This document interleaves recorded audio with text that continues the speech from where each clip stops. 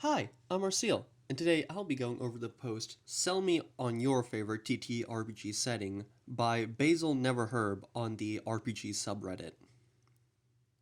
I've got about 4 different rule sets that I prefer to use, and while I'm still looking at different games and enlarging my choice of play, I wanted to ask folks what their favorite settings are that I can pull from and use or get inspiration from. Right now, I'm doing a deep dive into old Ravenloft lore. I have a couple of the different settings that Monty Cook has created, as well as a couple of other indie ventures, such as Lands of Thea? I haven't heard of that one. I'm not too concerned about the settings having a particular rule set that they are married to, as I'm primarily using setting agnostic rules like Cypher and Savage Worlds. So, with all that said, what other settings, both prominent and indie developed, would you guys suggest taking a peek into? Eberron. Originally conceived as a fantasy hard boiled, what does that even mean? Eberron was the winner of a public contest for a new D&D setting back in the 3.5 days.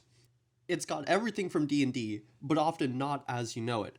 Orcs are druids keeping demons bound, elves are marauding warriors, and halflings ride dinosaurs. That's my favorite part. I love that. It's so cool. It also offers unique new races tied to the setting. Magic is common and ubiquitous, and the main portion of the setting is in an uneasy peace after the end of a 100-year civil war. I actually really like the idea of magic being common and ubiquitous. For my own settings, I try to go with that style too because I think it's interesting, and having things like magic trolleys in cities is really fun. Noir and pulp themes are very prevalent. The dragon marked houses are like mega corporations from punk settings. As a player, when I first found Eberron, I was enamored with all the cool stuff.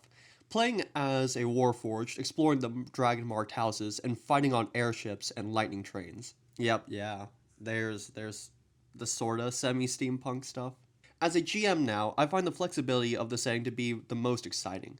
There are many levers you pull to influence the narrative: political factions, extraplanar forces, and demonic threats. There likely isn't a character that doesn't fit in the setting. One of my players is basically playing Peter Pan, and this perfectly fits within the setting. Really? I wonder how that's going.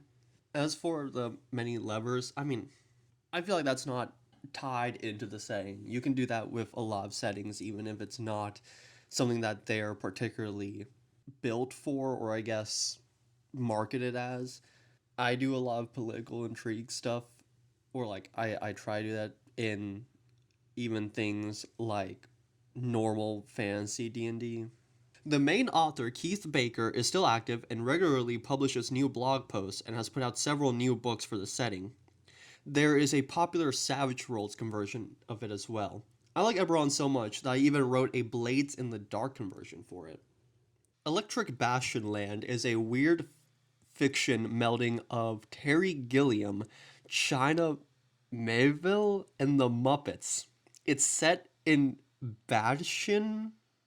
I'm guessing that's supposed to be Bastion, a cosmopolitan megacity that is leaving behind the industrial age and entering the modernity of the electric age.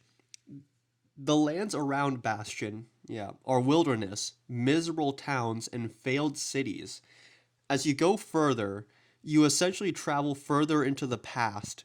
Everything and everyone is in the city. Besides regular people, there are aliens that have come from the stars. They generally mean well but have a hard time with communicating. There are sentient machines that come from the underground, beyond the realm beneath the city, where reality, time, and distance start breaking down.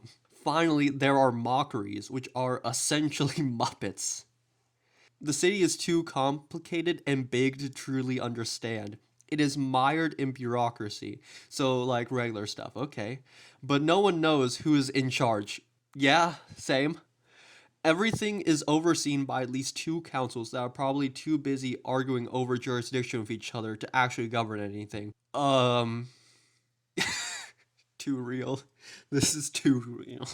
The players are broke losers with failed careers, a massive debt, have become treasure hunters in this weird city as their last ditch option. See, I'm already living this as a college student in the United States. But I guess having a little bit of whimsy flavorfulness would make it a little bit more appetizing. The One Ring is role playing in Middle Earth. Classic. It has a recommended time period, but there is nothing stopping you from creating a party of rangers going to Mordor, fighting either side of the kin strife in Gondor, battling Wayne Riders in Rohan, or exploring Arnor at its height. I understand none of these words, but if you're into that kind of stuff, I'm sure this is awesome sounding for you. Whether you want short adventure site games or a prolonged campaign over decades, the game just works. It just works. I have a friend who sort of got into The Hobbit and Lord of the Rings. He mainly saw the films, but I think he's also going to read the books. I remember one time I went to Barnes and Noble and he was eyeing up the Lord of the Rings books.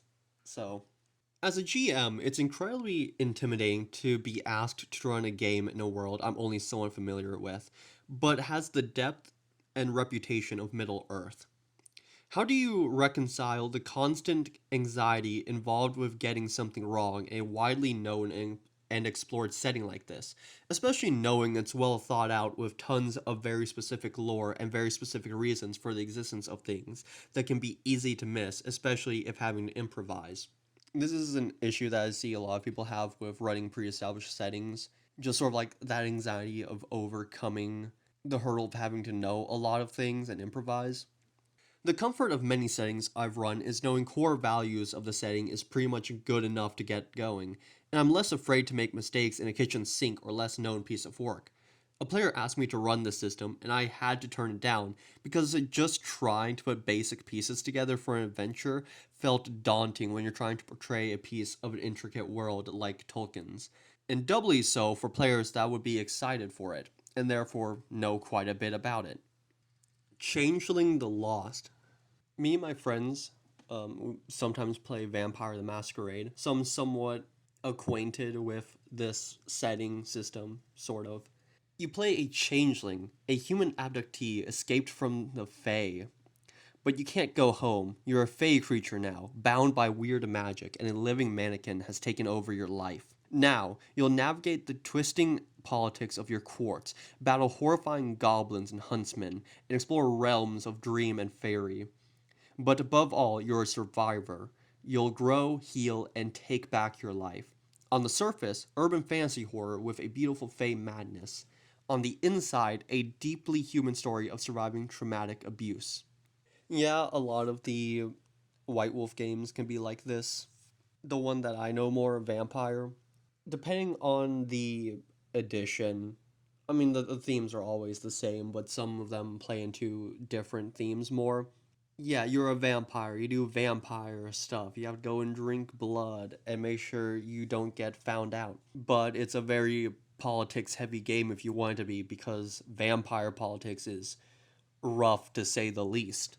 But then you also have that story of trying to balance out that monster inside of you and not losing yourself to the beast. I don't know too much about the White Wolf games. I only play Vampire. But all of them are pretty cool. I like the systems, and the setting can be pretty fun. Buckle up, this one's a long one. I have two favorite settings, and I'm having a very hard time deciding which I love more. I love that problem. They scratch very different itches. Oh, that's so real. It's like me with RuneQuest and Symbaroum. Dolmenwood. Dolmenwood is a lowish fantasy setting, primarily taking place in a magical forest heavily inspired by traditional fairy tales and folklore of the British Isles. Ew, not the Brits.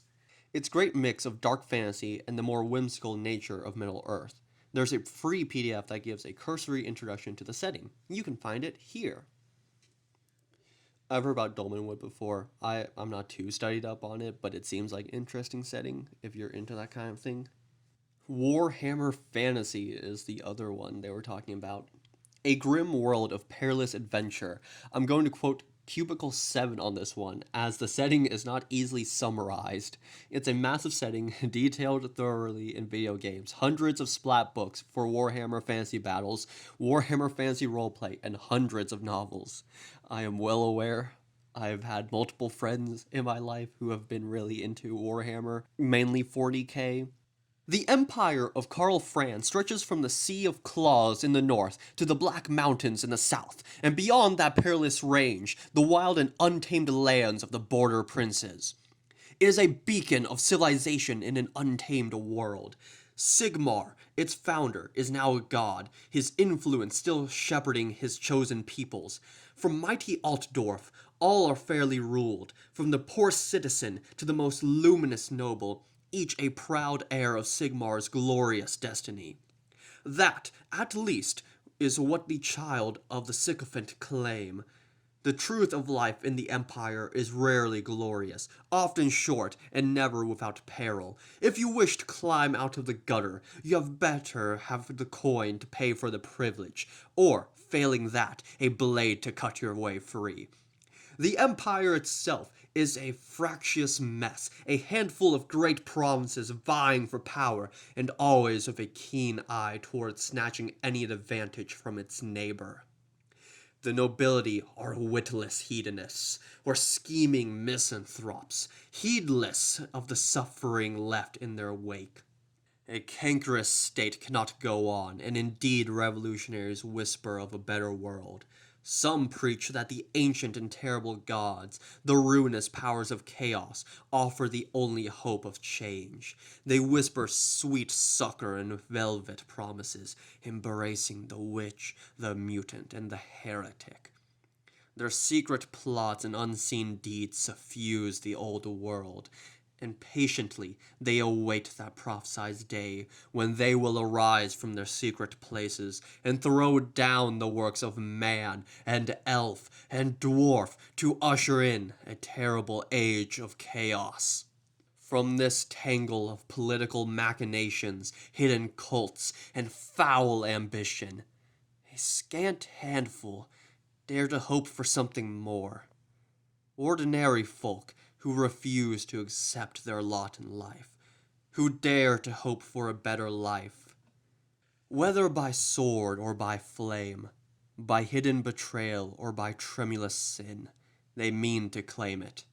Most will perish, and a few will wish they had. The rest, well, there are no heroes here. Only those with the mettle to survive and prosper. It's a fantastic setting for political intrigue, investigative horror, weird science, and even your typical fantasy romps with a dark twist. A note on politics. The setting for Warhammer Fantasy is designed to be satire and a commentary on fascism. It dials fascism up to 11 to show just how bad it can get. It's not a world I or the designers would wish on anyone. It, however, makes for a fantastic world to adventure through as you are beset on all sides by evil and wrongs to right. Just something you should be aware of going in. Eversink and the surrounding world from Swords of the Serpentine. It's a river delta city that's essentially a fantasy Venice. Ooh, that's cool. But it's also the literal body of its patron goddess. Yeah, that's also cool. I have a world that's sort of like that, though on a larger scale. Of commerce, trade is sacred in the city. It is worshipped. The government is a set of 13 representatives chosen by the goddess, and nobody knows who they are. Work is done by a huge collection of committees and bureaucracies, each with their own agendas. The city is reft by factions and interests. The city is drawn with loads of details to hook and spark your imagination, but leaves plenty of blank space to insert whatever you want and is easy to swap items out. It's a setting that's enthralled me from the jump and still hasn't let go. I'm a fan of political intrigue, so any setting that's sort of built around it is pretty interesting to me. Hi, it's Arceel with a little intermission here. For whatever reason, my last video wasn't promoted very much by the YouTube algorithm, so if you think that a discussion on D&D survival rules would be something that you will enjoy, go and check out that video. It would be very awesome sauce. I don't know exactly where my content's going to go from here, but general TTRPG discussions is the main idea of what I want to do, so if that sounds appealing to you, it would also be very cool if you could subscribe. Anyway, back to the video now. Rokugan from Legends of the Five Rings is one of the most beautiful settings I ever ventured into, and I will be open with my bias that I fell head over heels for it in 2017 when my friend introduced me to the system. That's fair. I think you can have little biases when looking into your systems. I mean, it's what you want, right? I actually almost got into Legends of the Five Rings. This is one of the settings that I'm more familiar with, even though I haven't played it. The game itself is a mix of samurai drama and politics, made up of seven great clans, each with their own personality, philosophies, and outlook on the world. There's also much lore and mythology and folk tales that a DM or enthusiastic player can really sink their teeth into, and some of the stories are absolutely beautiful. Plus, I absolutely love the gameplay system itself. It has target numbers for checks, but there's a mechanic called opportunity that allows both the player and DM to add both creative and mechanical flourish. The best part about it is a lot of the opportunities can be used even if the player fails a check, allowing players to still make headway even if they bomb a check. I also love that min maxing isn't really necessary or encouraged. I mean, as a lot of systems, as a lot of mechanics and abilities are based on how a player character will want to approach a problem. Another wonderful thing is the game of 20 questions, which is a handout that walks players through character creation, which not only fills out mechanical aspects for the player, but does a great job in helping a player create an individual with thoughts, feelings, and motivations. So it's something like the life path creation in something like RuneQuest, which helps a player sort of ground their character in the world, and I love those systems. It's a system that works great at narrative focused tables, but I must advise that a little bit of prior reading should be done by a potential table to understand the atmosphere of the game, as it's a little different than most TTRPGs that base themselves in Western social philosophies and cultures. If the setting itself seems too rigid for you, look into Genesis, which is a setting agnostic rule set made by the same company and allows for a lot of fun narrative gameplay while still having a rule set to keep it grounded. The only thing that really stinks about both Legend of the Five Rings and Genesis is that Fantasy Fight Games, because they have a reputation for this, created proprietary dice for both systems that can be a pain to find for in-person play. Yep, that's the big reason why I didn't get into it. I hate games that use custom dice. Please, just make it so I can use my regular dice. That would be so cool. I guess you can still use your regular dice, but you have to have like a lookup table for stuff. But many virtual tabletops have both dice sets included in their platform. Mistara. All right, this is a really old school D&D setting. It's a setting that grew out of the Beckme line of D&D. Yep. And the setting is full of nations that are vaguely inspired by real world nations, but are arranged next to and interact with each other in ways that don't make a ton of sense, but still work somehow. Just works. High fantasy that completely unapologetically embraces all of the typical tropes. Which makes sense. This was made really early on into the life of TTRPGs as a concept, basically. Of course, they're going to play into the typical tropes because in some ways they helped make the typical tropes. So there's an Old West inspired region full of magical mutations with six-shooter crossbows. There's a flying gnome city with magitech biplanes. 1,000 years ago, there was a sci-fi civilization that grew from a crashed starship, and now the Shadow Elves worship a god who used to be an alien nuclear engineer. Okay, I did not know about this stuff. All of the gods aren't actually gods. They're mortals who ascended to immortality through great deeds. I did know about that. That's the I and Beckme immortals. You could get up to that point.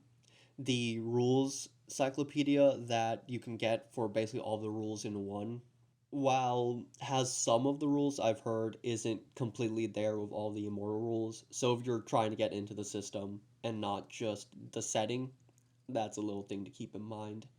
The entire planet is hollow, and the interior is populated by lost civilizations. Societies at the point of collapse and dissolution get taken to the hollow world and kept largely intact through magic that keeps them holding to their culture.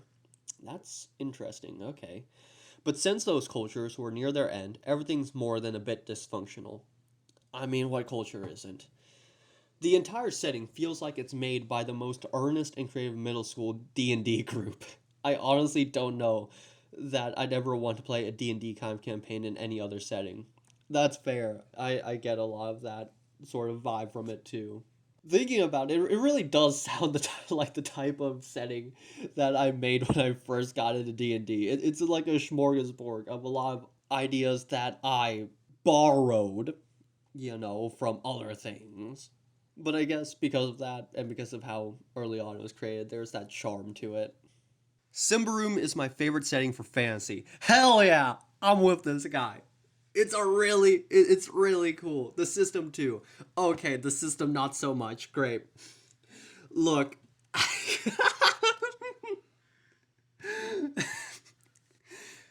humanity fled a war in the south up to the edge of the mysterious Navarkar forest, which is filled with ancient ruins and lurking dangers. The Ambrians send expeditions into the forest to retrieve artifacts, but there is rivalry and evil elves. Not really evil, but like, to the humans, they're evil. The theme is a bit civilization versus nature. A bit, bro. It's like worn on their sleeve. Oh, and the elves look like aliens that are basically the guardians of the forest. They also go through a metamorphosis process, like a lot of things in the setting. I should make a video about Symbaroum. I like yeah, the setting's really cool. But like I don't really play it in the original setting. I just like using the system. But yeah. Cyborg is my favorite cyberpunk, a violent simulation stuck in a glitchy loop. From what I've heard, also, if you're getting to Cyborg, think of it more as an art book with rules taped onto it. Other than those, I'm kind of boring because I like our modern day time a lot, or thereabout, like Delta Green and such. Okay, look, it can be really cool sometimes, though. Sometimes that can be really interesting depending on what you do with it. And it really helps for playing out adventures and making characters because you're more familiar with that kind of stuff. Don't think you're boring just for liking to play in modern day settings and using systems for that. I have a bunch and have been reading through a lot of them while I start figuring out my own setting. Same, bestie, same. One of my current favorites is Drakenheim. It is a smaller, more focused setting of a single ruined city and its immediate surroundings. Isn't that was made by like Dungeon Dudes or something, right?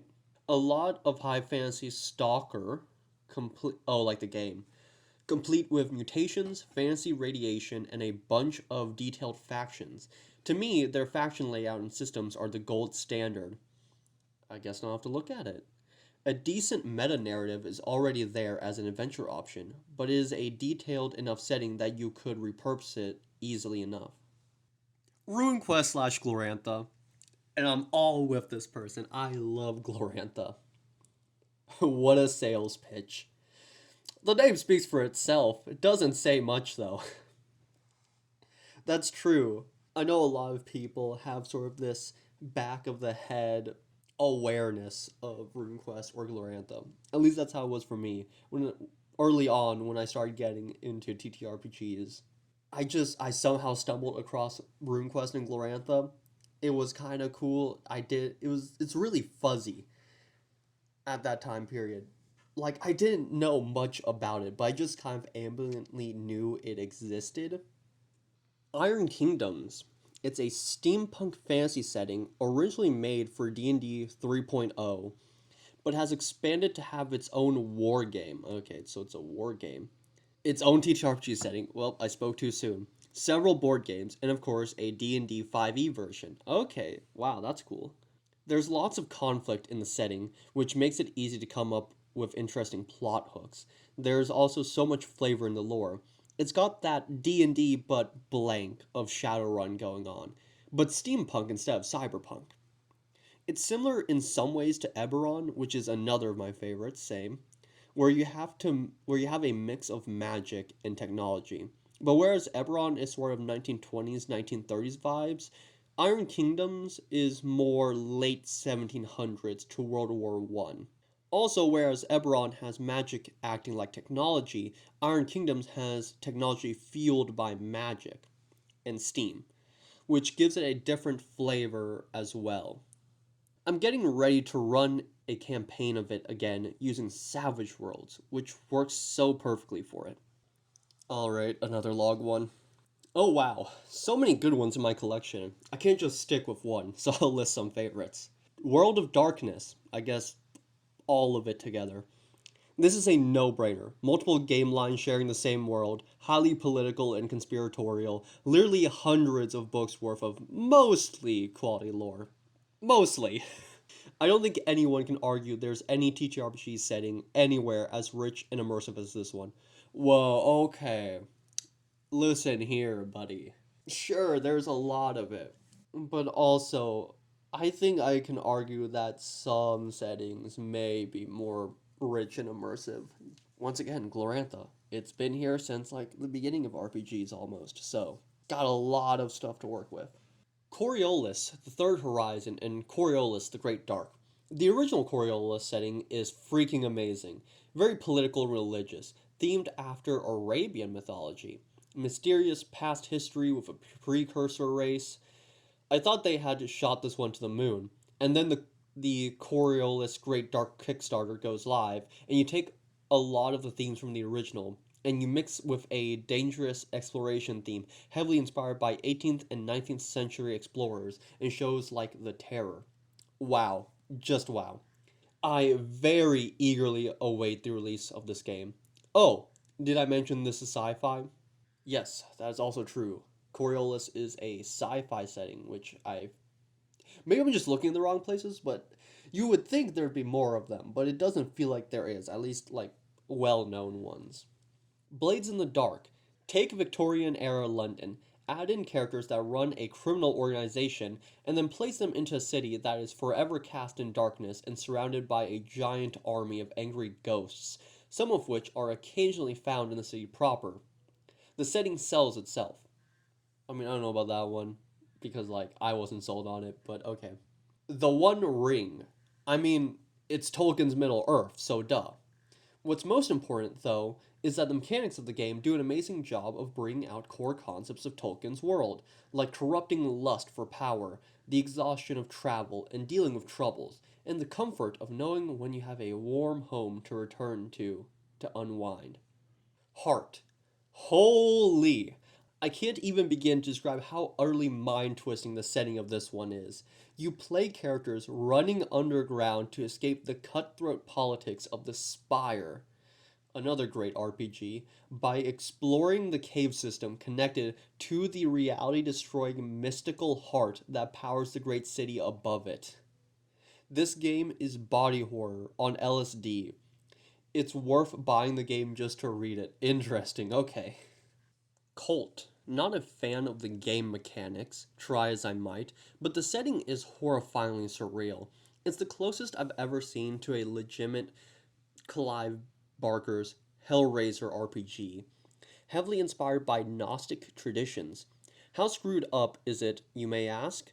There's a censored version of the core book and an uncensored version. I have the uncensored one. The art is special in that erotically horrifying way that Hellraiser is. The setting sells the game, but the 4th edition mechanics really hurt it, in my opinion. Symbaroum. Let's go another mention. The game has some serious balance issues, which I think are fine. They don't need to be ultra balanced. But like any game can have balance issues depending on how you run them. But the dark fantasy setting is really unique. Lots of politics, exceptionally dangerous magic, and elves you really don't want to cross paths with. That is true. If you're not playing as elves, you do not want to run into them. They are not evil. They just have a duty to fulfill that involves killing anyone who steps into their dark forest. Yeah. Thank you for watching all the way through. If you're interested in seeing more settings, the original Reddit post is linked in the description. Furthermore, I would also love to hear what settings are your favorites down in the comments as well. Okay, bye!